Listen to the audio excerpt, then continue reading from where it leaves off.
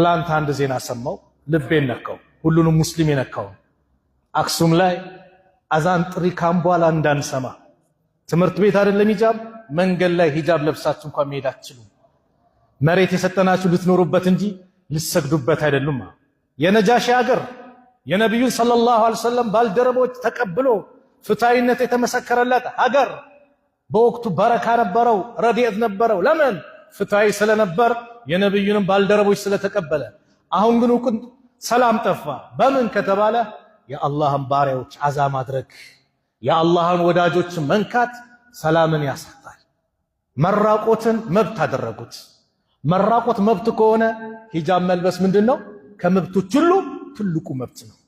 ሴት ልጅ ሰውን አልፈትንም፣ አደብዬ መውጣት አለብኝ፣ ጸጉሬን ሳላሳይ ሰውነቴን ሳልወጣጥር በአደብ መጓዝ አለብኝ፣ ለሰዎች ፈተና መሆን የለብኝም ስትል ፈተና መሆን አለብሽ፣ ሂጃብሽን ማውለቅ አለብሽ።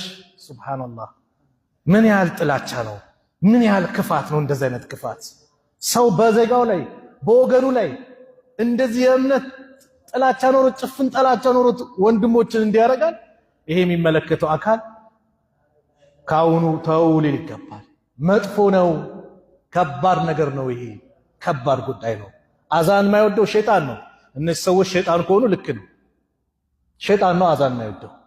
አዛን ማለት የመንፈሳችን እርካታ ነው። ስለዚህ ወንጀላችን የሚታበስበት ቦታ ይህ መስጊድ ነው። ሁሌም መስጊድ ስንጠራ እንሩጥ። ዛሬ አርሴናል ማንቸስተር ሲል የትኛውን ቅድሚያ ሰጠ ነው? እዚህ ጋር በዛው ሰዓት ሙአዚኑ ሀያ አለ ሶላህ ሀያ አለ ፈላህ ይላል። እኛ የቱን ነው ቅድሚያ የሰጠ ነው? ወንድሞች የሆነ እግር ኳስ ጨዋታ